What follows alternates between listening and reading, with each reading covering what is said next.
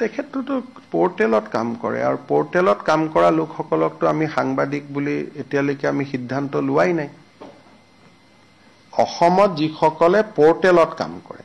legacy media ৰাজ্য চৰকাৰে সাংবাদিকৰ স্বীকৃতি দিয়ে কিন্তু ইউটিউব চেনেল পোৰ্টেল এই সকলক সাংবাদিকৰ স্বীকৃতি দিয়াৰ বিষয়টো আপোনালোকৰ লগত আমাৰ আলোচনা চলিহে আছে সিদ্ধান্তটো হোৱাই নাই আমি কোনো পোৰ্টেলক ডিআইপিআৰে সাংবাদিকৰ মৰ্যাদা আজিলৈকে দিয়া নাই তেওঁলোকে নিজে নিজে পোৰ্টেল চলাই আছে বেলেগ কথা ৰেজিষ্ট্ৰেচনো নিদিও আমি এডভাৰটাইজো নিদিও আই কাৰ্ডো নিদিও গতিকে এই ব্যক্তিজন অসম চৰকাৰৰ সাংবাদিকৰ সংজ্ঞাত তেখেত নপৰে আমি অসমে এতিয়ালৈকে ইলেক্ট্ৰনিক্স মিডিয়া আৰু প্ৰিন্ট মিডিয়াৰ জাৰ্নেলিষ্টকহে আমি সাংবাদিক বুলি ধৰো আৰু আন পোৰ্টেল সমূহক এতিয়ালৈকে সাংবাদিক বুলি আমি ধৰাৰ সিদ্ধান্ত লোৱা নাই আৰু সেই বিষয়ে সাংবাদিক সকলৰ লগত আমাৰ আলোচনা চলিহে আছে আৰু তেওঁলোকে নিজে যদি বিচাৰে যে আমাক ৰেজিষ্ট্ৰেচন কৰক আমি তেওঁলোকক ৰেজিষ্ট্ৰেচন কৰাৰ কাৰণে ৰাজি আছো কিন্তু তেওঁলোক নিজেও আগবাঢ়ি অহা নাই সেইকাৰণে পোৰ্টেল জাৰ্নেলিষ্ট সকলক যদিও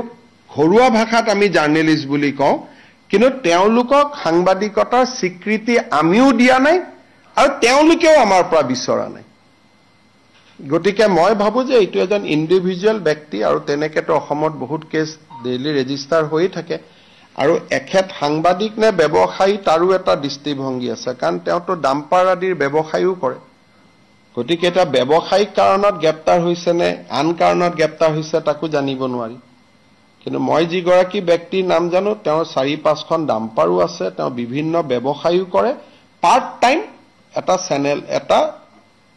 পোৰ্টেলত কাম কৰে আৰু সেই পোৰ্টেলটো ৰাজনৈতিক ব্যক্তিৰ পোৰ্টেল গতিকে এটা সাংবাদিকৰ ডেফিনেশনত আহিব নাই আমি প্ৰেছ ক্লাবৰ লগত কথা পাতিব লাগিব না প্ৰেছ ক্লাবে প্ৰতিবাদ কৰিছে কিন্তু প্ৰেছ ক্লাবৰ লগত এতিয়ালৈকে সিদ্ধান্তই হোৱা নাই যে পোৰ্টেলক সাংবাদিকত ধৰিম নে নধৰিম এতিয়া যদি তেওঁলোক আগবাঢ়ি আহে আমিতো ভাল পাম কাৰণ আজিলৈকে আমি এডভাৰটাইজো নিদিও একো নিদিও আমাৰ লগত কোনো সম্পৰ্কও নাথাকে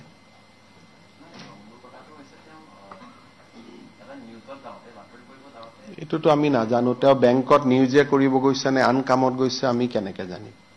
বা আন সাংবাদিকে কেনেকে তাৰ গ্যাৰান্টি ল'ব